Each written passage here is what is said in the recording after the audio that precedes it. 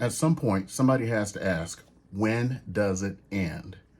It seems right now, housing prices continue to go up and up and up. Just here in Las Vegas, the median price of a home has now shot to $475,000, and the average price is almost hitting $600,000. So, when does it end? Here's what I have to say. Who knows? We're now entering a period where interest rates are rising.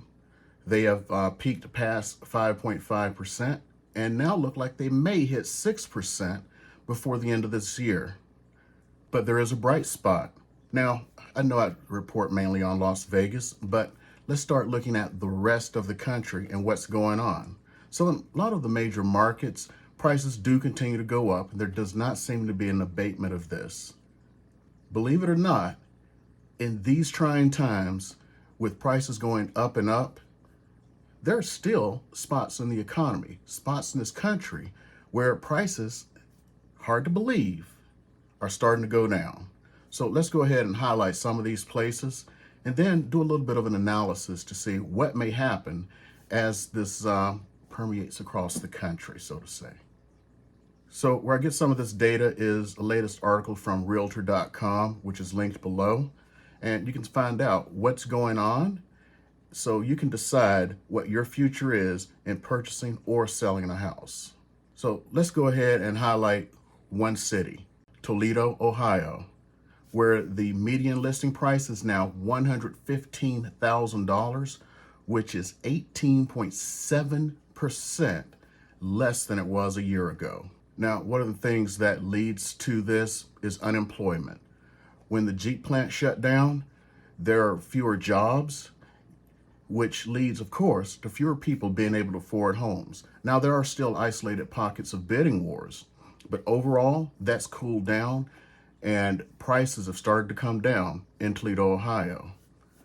The next one we talk about is Rochester, New York, where the median list price, believe it or not, is $149,000, which is down 17% from last year.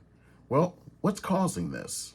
One of the things that happened is when the pandemic hit, a lot of people could relocate and work from anywhere. Well, so it actually drove prices up.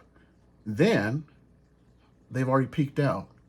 And now people who purchase houses during that time are trying to unload them because of the increase in interest rates. And investors in particular are trying to unload houses before the market changes. They're even worse, who own rentals, because they fear that if interest rates continue to go up, it could affect their bottom line, which is of course natural. Next on the list is of course Detroit, where the median list price is far below $100,000. Even today, the median list price in Detroit is $75,000, which is 15.4% lower than it was a year ago. And of course, we know the woes of Detroit, the big three automakers, fewer jobs. Now, another thing that's driving their decline is more people are getting into the housing market as far as sellers go.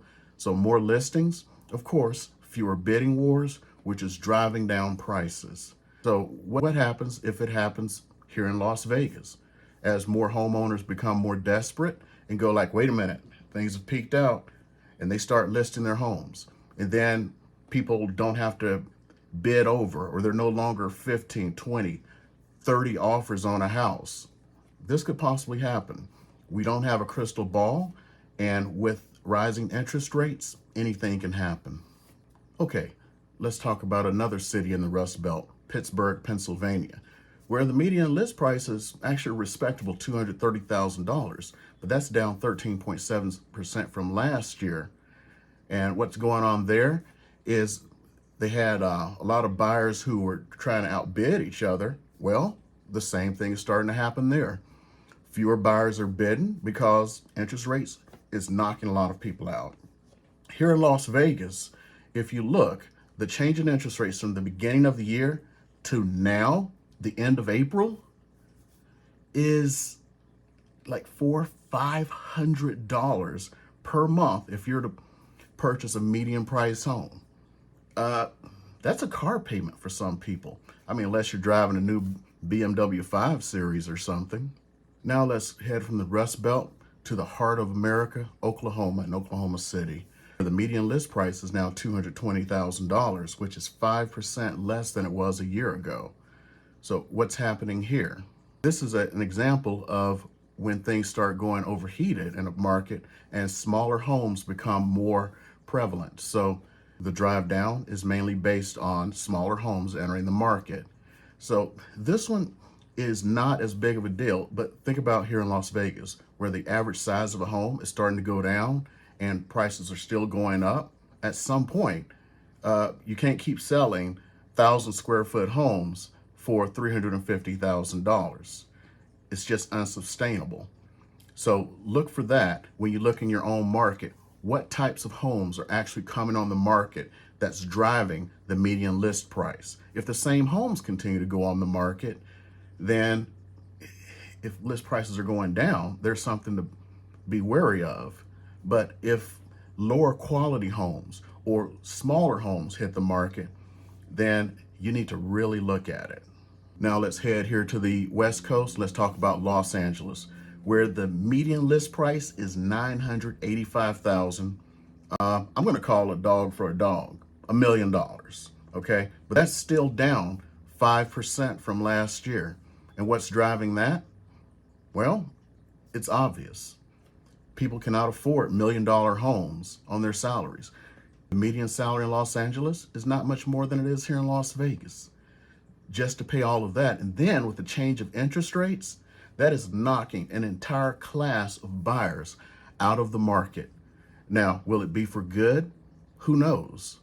But overall, the prices are unsustainable, and with the rise in interest rates, you can expect some home prices to come down to meet a new demand, which is lower. Now down to the good old South in Memphis, Tennessee. And some good old home cooking. Well, the median price in Memphis is now $173,500, down 4.6%. Now, what's driving that? Well, Memphis was actually a very overheated market to begin with. Now, you're saying $173,000 is overheated? Well, what were the prices before the pandemic started? That's what you have to look at. And what happened is there are differences in rental laws across the country, and rental laws throughout most of the South are more draconian than they are in other parts of the country. So a lot of investors rushed in to buy as many houses as they could, which squeezed the regular home buyer out. And now those investors have bought up what they want. There's more inventory. So that inventory is driving less competition. Plus, I hate to keep saying it, interest rates. Interest rates, interest rates, interest rates. That is driving a lot of things. We've taken this home tour across the country of prices that are going down. Let's start talking about the national trends overall. Nationally, prices are still up. Prices will possibly continue to go up for the rest of the year, but guys like Zillow have already revised their forecast for property appreciation rates, and that appreciation is downward now. In other words, still positive, but not as rosy as it was. And it's driven 100% by one thing, the change in interest rates. As interest rates go up, so does your monthly payment. When your monthly payment goes up, there's less housing you can afford, which starts to cap out your price growth, which is natural. And you know what another natural thing is? I have some more videos here for you to watch. And if you haven't subscribed, go ahead, do me that favor, subscribe and hit that like button so that I can continue to produce more content. So if you believe that I've given you value today, hit that subscribe button.